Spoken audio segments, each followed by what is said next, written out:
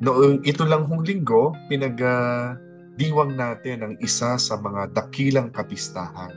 At ito yung pag-akyat sa langit ni Jesus. At gusto ko hong bigyan ng diin yan, ano? Sa iba pong mga lugar, sa ibang bansa, ang kanilang pagdiriwang ng pag-akyat sa langit ay pagkatapos ng 40 araw mula sa pagdiriwang ng maringal na kapistahan ng pagkabuhay ni Jesus. Pero sa atin ho, iniuusod ho natin yan sa pagdiriwang ng linggo para mas makita natin talaga yung katanyagan nitong pagdiriwang na ito. Bakit ko ho sinasabi yan? Kasi ho, pagkatapos ng ating pagkilala sa pag-akyat sa langit ni Jesus, sa darating hong na linggo, meron ho tayong kikilalaning dakilang kapistahan rin. At ito po yung maringal na pagkilala sa pagbaba ng banal na espiritu sa atin. O mas masasabi natin ang pagdiriwang na kung saan kinikilala natin yung pagbibigay ng Diyos ni Jesus sa atin ng banal na espiritu. Alam ho natin yan, ano? Sa ating doktrinal na pag-unawa, ang Diyos Ama, Diyos Anak, at Diyos Espiritu Santo ay iisa. Kaya meron hong minsan mahirap na pagpapaliwanag dyan, ano? Sapagkat kahit sila ay tatlo, sila ay iisa. Pero mabuti hong maunawaan natin kung papaano ito inilatag ni San Agustin. Ang sabi niya ho, ang banal na espiritu ang bunga ng pagmamahalan ng Ama at ng Anak. At ito ho ay binigay sa atin bilang biyaya. Ngayon ho, habang nabanggit na natin ito para ilagay sa ating mga pag-unawa, atin naman hong ilalatag ngayon ang ebanghelyo na ating aaralin para mas lalo nating maunawaan ang maringal na kapistahan nitong ating ipagdiriwang sa darating na linggo. At ito nga po mga kapatid, atin pong pakikinggan ng mabuting balita na hango mula kay San Juan, at ito po ay kinuha sa Kabanata 20. Simulan na ho natin. No? Basahin ko ho yung unang bersikulo, no? Mula dito sa Kabanata 20. At dito nga ho, matutunghayan natin ang sinabi na kinagabihan ng linggo ding iyon, ang mga alagad ay nagkakatipon. Nakapinig ang mga pinto ng bahay na kanilang pinagtitipunan dahil sa takot nila sa mga Hudyo. Dumating si Jesus at tumayo sa gitna nila. Sumainyo ang kapayapaan. Ayan ho, no? Napakaganda. Napakaganda nitong bahaging ito. Sabi ho ng isang eksperto na aking sinangguni, makikita ho natin na ang konteksto nitong bahaging ito ng pagbasa ay mukhang si Jesus ay handa na para umakyat sa langit. Kaya ho nagkaroon ng pagkakataon na bisitahin niya ang kanyang mga alagad. Nandun yung mangyayari na yung pag-akyat sa langit. Kaya ang ginawa niya, binisita niya. At dun sa pagkabisita niya, bagamat ito'y nakapinid, nakapasok siya. Ayan. So inilalatag na ho sa atin ang ating tamang pag-unawa na si Jesus ay nabuhay na maguli. Hindi na siya yung dating Jesus na nakakasalamuha ng mga alagad. Siya na ang nabuhay na Kristo. Pero ano yung una niyang sinabi? Pagkatayo niya sa gitna, sumainyo ang kapayapaan. Alalahanin ho natin yan, ano ho? May ibabahagi ako sa inyo tungkol dyan mamaya. Yung halaga ng kapayapaan. Pagpatuloy na ho natin.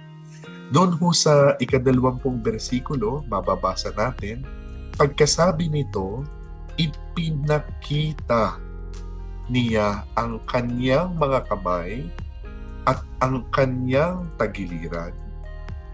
Tuwang-tuwang mga alagad nang makita ang Panginoon. Ibig sabihin po niyan, kita natin yung alam natin na pagdududa na nasa isip at sa puso ng mga alagad, gustong pukawin ni Jesus at sabihin sa kanila, huwag kayo nang mag-alala. Ako ito, maniwala kayo. At pagkatapos po niyan, matutunghayan na naman natin. Sinabi na naman ni Jesus, sumainyo ang kapayapaan. Kung paanong sinugo ako ng Ama, gayon din naman, sinusugo ko kayo. Kung mapapansin niyo po, napakagandang mga salitang binitiwan ni Jesus. Dito napakinggan na naman natin sa ikalawang pagkakataon. Sinasabi niya, sumainyo ang kapayapaan.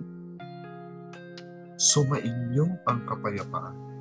Mamaya ipapaliwanag ko natin yan.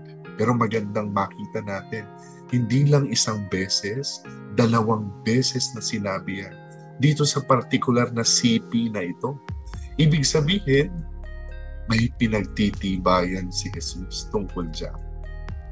Pero pagkatapos nung kanyang pagpapakilala sa kanila, dito natunghayan natin. Nagbilin siya sa kanyang mga alagad.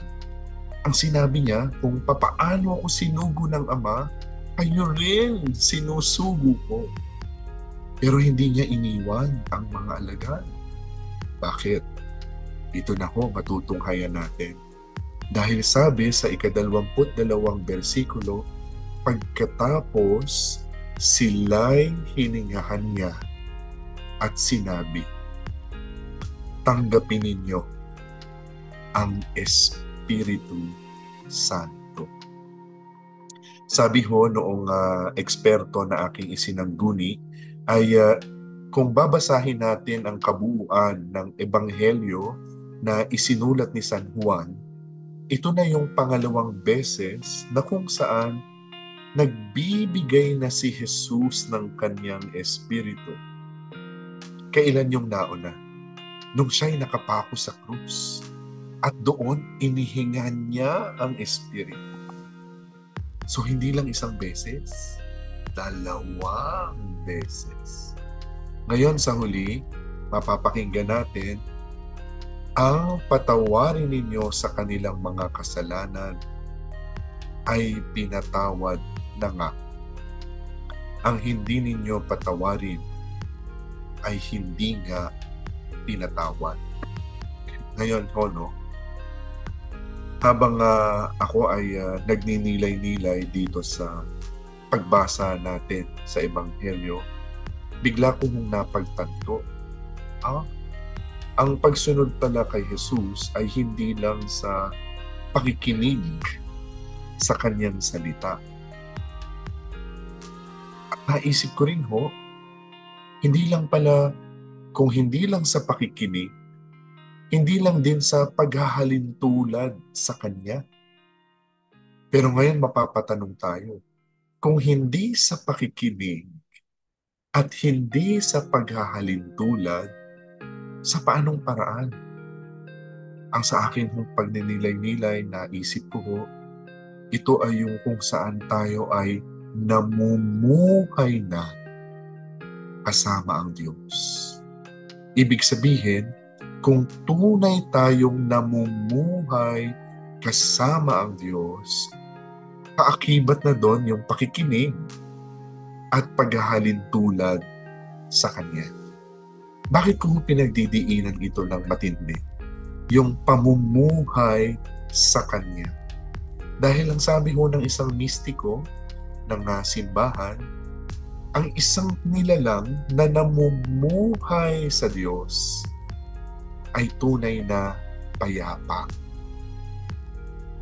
Ngayon mapapatanong tayo, tunay ba tayong payapa? Sasabihin natin, payapa ako, Father, kapag nakakamit ko yung lahat ng mga pinagdarasal ko. So ibig sabihin, kapag hindi mo nakakamit, hindi ka na payapa. Ibig sabihin, hindi ka namumuhay sa Diyos. Dahil ang hamon sa atin ay kung tunay tayong namumuhay sa Diyos, maging masaya man tayo o malungkot, maging puno man tayo ng hinagpis o puno tayo ng kasiyahan sa buhay, ang ating disposisyon payapa pa rin. Kaya nga ho, no, kung iisipin, lahat tayo nagdarasal, lahat tayo nananalangin sa Diyos, lahat tayo may hinihingi sa Kanya. Pero minsan, yung hinihingi natin, ibinibigay kagad. Ano kayang ibig sabihin nun? Palagay ko ho, no? Pinapakita sa atin ng Diyos na ito ang direksyon na talagang para sa iyo. Papaano naman kung yung pinapanalangin natin, hindi binibigay ng Diyos? Sa akin hong palagay, kung talagang ang ating pamumuhay ay nasa Diyos, masasabi natin, may dahilan. Baka hindi pa para sa akin. Baka may mas magandang plano ang Diyos para sa akin. Baka mas lalo kong tinutulungan ng Diyos para makita kung ano ang mas ikabubuti na para sa akin. Kita ho natin, ano? Minsan pag nananalangin kasi tayo, ang focus natin ay kung ano yung hihingin natin. Nawawala yung ating pakikipagrelasyon doon sa nagbibigay ng ating pinagdarasalan. Kaya minsan nakakahamon. Kanino ba talaga tayo nakapokus? Doon sa biyayang matatanggap natin? O doon sa nagbibigay mismo ng biyaya sa atin? Kita niyo ho yung kaibahan. Yung isa nakapokus doon sa matatanggap. Yung isa nakapokus doon sa nagbibigay. At kung tunay tayong namumuhay sa Diyos, ang focus natin ay nandun sa nagbibigay. Kaya nga ho, no, makikita natin yung mga taong namumuhay sa Diyos, yung mga taong talagang sinusuklabas ng banal na Espiritu, makikita ho natin sila, punong-puno sila ng kasiyahan sa kabila ng lahat. Ang isang naaalala ko ho, ay isa sa mga nabasa ko nung ako ay may kabataan pa. At hindi naman ho katagalan, bata pa naman ho tayo. Meron hong libro na isinulat si Mother Teresa na kamakailan ay nalathala. Ang titulo mo nun ay Come Be My Light. At doon ho, ipinakita kung papaano nag-asam ng presensya ng Diyos si Mother Teresa sa kabila ng araw-araw na siyang nagsisimba. Pero sa kabila ng hindi niya maramdaman ang presensya, dahil klaro sa kanya na siya ay namumuhay sa Diyos, walang patid at walang tigil ang kanyang pakikipagrelasyon sa Diyos at sa pakikipagrelasyon sa mga tao na pinadala sa kanya. Kaya nga, di ba? Ngayon, pagbabalikan natin, gaano ba kalawak ang ginawa ni Mother Teresa? Tunay ngang dakila. Ibig sabihin, sino ba ang may kakayahan para makapaglinis ng sugat ng iba? Sakit tunay na isang tao na hindi naman niya kilala, hindi naman niya kadugo, hindi man lang niya kanasyon. Pero yung bugso ng dikta ng Diyos para sa kanya, nandoon. Kaya nga, sa kabila ng kanyang pag-aagam-agam, kapag titingnan natin siya, siya ay payapa. Alam niyo ho, dahil nabanggit na rin naman kanina ni Madam, na ang atin hong background ay nandito sa business, sa finance, sa admin, minsan ho, ang laking hamon, ano? Kasi sa larangan ng business, alam natin, kinakalkula natin lahat, eh, no? Lahat ay sinusukat natin. Pero minsan ho, napapatigil din ho ako, eh, no? Sa kabila ng aking kakulangan at limitasyon, napapaisip ako, binibigyan ko pa ba ng espasyo ang Diyos sa gusto niya talagang maganap at mangyari?